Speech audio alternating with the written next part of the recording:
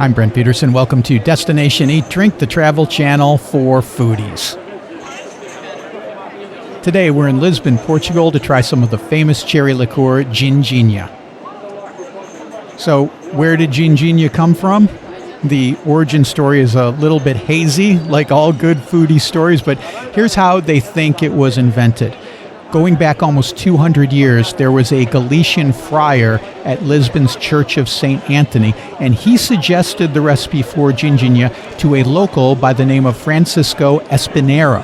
Now, it's not clear if the friars were making the recipe at St. Anthony's Church and this friar just shared it with Francisco, or whether he made it up and told him to try it. My guess is they were probably making something like Ginjinha at St. Anthony's Church.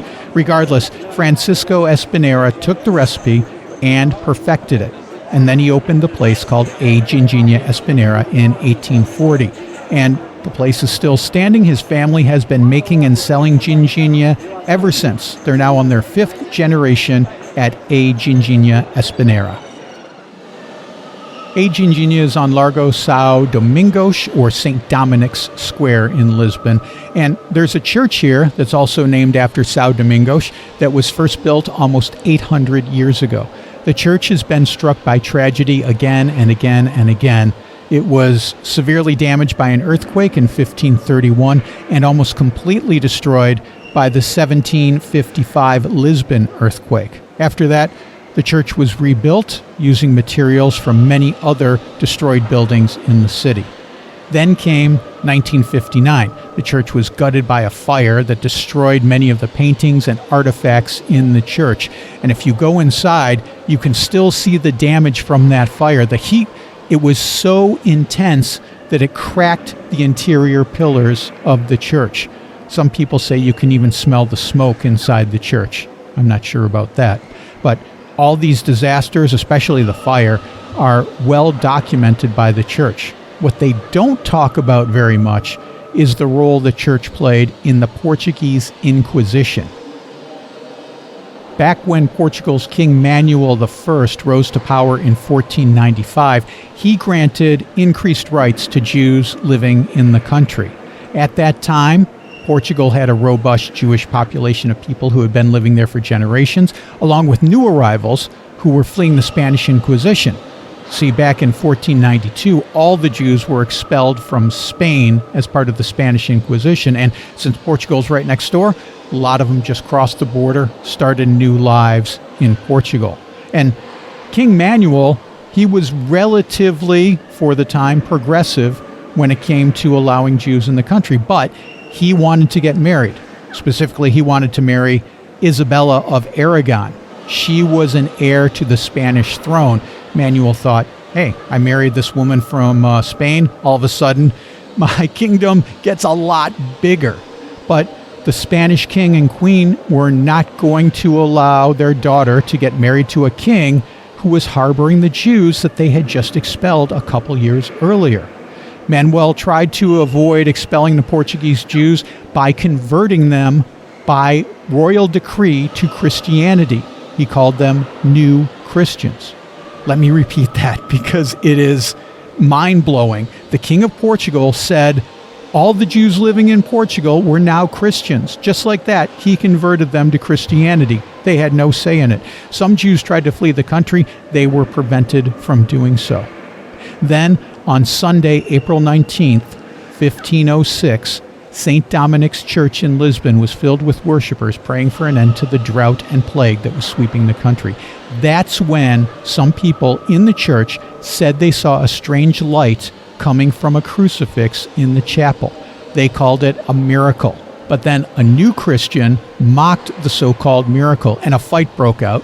The man was killed along with several other new Christians, and violence spread throughout the city and continued for 5 days as the Dominican friars from St. Dominic's Monastery fanned the flames of hatred. Ultimately, between 1,000 and 4,000 people were killed. Most of those were new Christians. King Manuel, who was away when the massacre happened, ordered the immediate execution for those involved, and St. Dominic's Abbey was closed for 8 years. Okay, enough of that shameful history. Let's get a little more Ginjinha. All right, our second stop is Ginjinha sem rival, which translates to Ginjinha without rival. Pretty bold claim, right? But their Ginjinha is nearly as famous as the other spot, A Ginjinha, which is right over there. I mean, A Ginjinha is a 1-minute walk from Ginjinha sem rival. These guys been competing against each other for 130 years or so. This place opened in 1890, so it's the second oldest Ginjinha place in Lisbon, and it's really famous as well. Let's go in, give their Ginjinha a try, and see how it stacks up.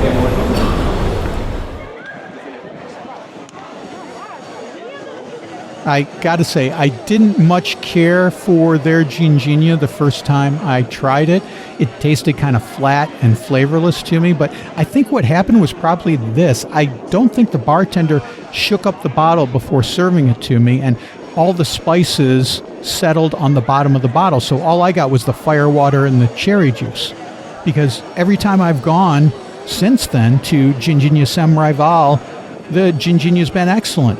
I think they might even have more spices than A Ginjinha. It tastes a little more spicy to me. So that's the pro tip for you. Make sure the bartender shakes up the bottle before they serve it to you. In the end, I can recommend both Ginjinha sem rival and A Ginjinha. Both are excellent.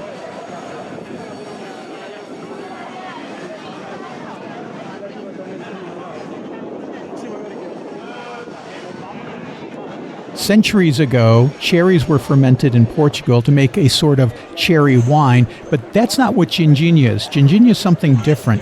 Instead, what happens is you take Portuguese firewater, aguardente as the base, and sour Portuguese morello cherries are added, along with spices like cinnamon, cloves, and sugar, and a few days later, voila, you got Ginjinha.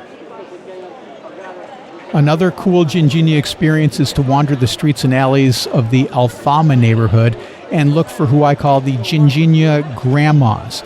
Ladies set up card tables in the street or outside the front doors of their apartment and sell little glasses of Ginjinha. Sometimes they make the Ginjinha themselves. Sometimes they just buy a bottle and pour shots from that. Either way, it's a fun experience to have. All right, our third stop is at this place called Ginjinha Ruby, and again, it's like a 1-minute walk from A Ginjinha, and I hadn't heard of this place before. I've walked by it a few times. I guess I never even noticed it was here, but we're going to try it today and see how they stack up to the other Ginjinhas that we've had today. So let's go in and give it a try.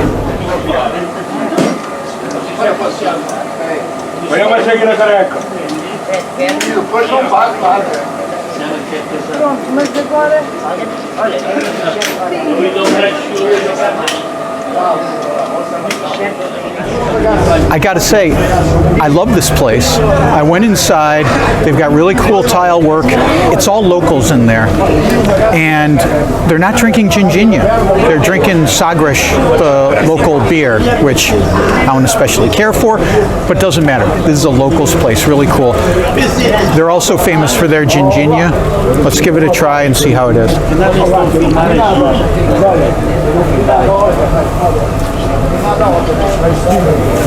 Okay, really, really good. I like it a lot. I might have a new place in Lisbon for Ginjinha. Also, look in here, you can see that I've got it with the cherry. So, usually I get it with the cherry. When we did A Ginjinha, I got it without the cherry because I wanted to try it without cherry. This one I got with the cherry. You can get it either way. You can get it com fruta or sem fruta. Com fruta means with the fruta. Sem fruta means without fruta, without the cherry. These are the cherries that are macerated in the liqueur when you get your Ginjinha. And it's nice because after you finish your Ginjinha, then you got the fruit at the end, and you have this little treat of liqueured fruit.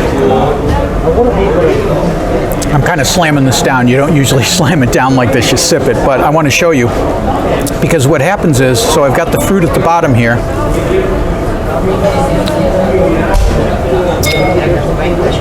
Ooh. Oh, man. That is so strong. Wow. But it's nice. You get a little treat at the end there. Some people don't like the fruit. They think it's too sour. I really like it. So there you go. Ginjinha Ruby. I think we got a new place to put on our list to come to. And like I said, it is right around the corner from one of the most touristy places in Lisbon. And there's not a tourist to be found in this place. So really nice. Highly recommended. Okay, there you go. That's our Ginjinha bar crawl in Lisbon. Thanks for watching, and if you enjoyed this video, be sure to subscribe to the channel. I'm Brent Peterson. I'll see you down the road.